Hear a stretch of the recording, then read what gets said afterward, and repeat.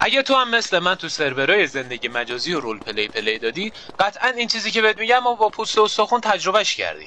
زمانی که شما از یک هلپر سرور کمک میخوای، مثلا مینویسیم اسلش هلپ می، اینجا یه تیکت باز میشه میگه آقا سوالتو اینجا مطرح کن که بعد از اینکه ما اگر سوالتو دیدیم جوابتو بدیم. مثلا چی؟ سلام، چجوری خونه بخرم؟ حالا ریپورت هلپ می استف، ما با هلپر کار داریم، ثبت تیکت میزنیم.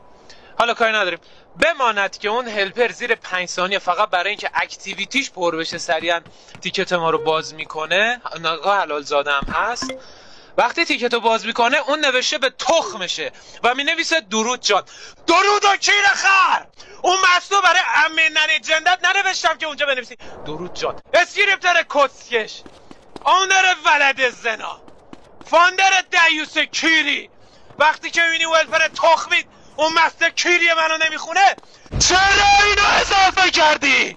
یا ولفرهای کیری تو درست کن یا این انو بردار کسکشا.